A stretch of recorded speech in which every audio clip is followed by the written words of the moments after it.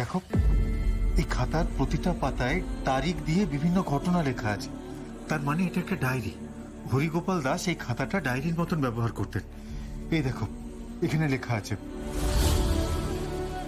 আজ বড় আনন্দের দিন, আজ আমার জ্যেষ্ঠ পুত্রের জন্ম হইল।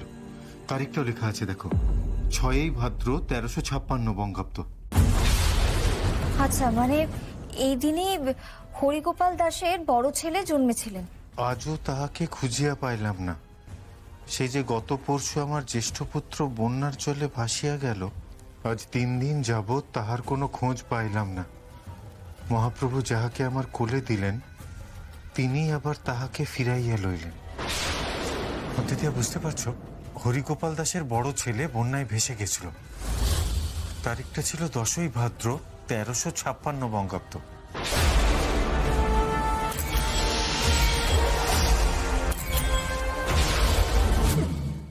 বুঝতে পারছো দিদি, হরিগোপাল দাসের বড় ছেলে 10ই ভাদ্র বন্যার জলে ভেসে গিয়েছিল, আর সেই জন্যই লোকটা ওরকম ভাবে কাঁদছিল। আর ওই রঘুনাথ ভট্টাচার্য তো আমাদেরকে বলেছিলেন যে গ্র্যান্ডপাকে ওই গঙ্গার ঘাট থেকে ওরা উদ্ধার করেছিল, সেই দিনটা ছিল 12ই ভাদ্র। কর্তামশাই আর কর্তামা তোকে গঙ্গা থেকে উদ্ধার করে ব্রজধামে এনেছি। সেই তারিখটা আমার আজও মনে আছে, 12ই ভাদ্র 1356 বঙ্গাব্দ। আমরা তো গ্র্যান্ডপার বংশলতিকায় দেখেছিলাম, গ্র্যান্ডপার জন্মসাল লেখা ছিল 1356 বঙ্গাব্দ।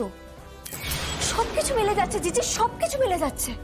তার মানে এখান থেকে বন্যায় একটা শিশু ভেসে গেছিল, আর ঠিক 2 দিন পর নবদ্বীপের ঘাটে সে ভেসে উঠল গোস্বামী পরিবারের হাতে। অতিথিয়া, তুমি বুঝতে পারছো, তার মানে দাদু আর কেউ নয়, স্বয়ং ব্রজগোপাল দাসের বংশধর।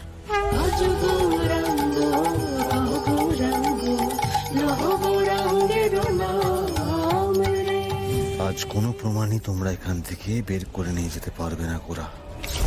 সেটা নিশ্চিত করার জন্যই আজ আমি এখানে এসেছি। তুমি ভাবতে পারছো জিজি, আমাদের গ্র্যান্ডপা শ্রীধর গোস্বামী সে শুধুমাত্র হিন্দু নন, তিনি পরম বৈষ্ণব বংশের সন্তান, মানে স্বয়ং ব্রজগোপাল দাসের বংশধর তিনি।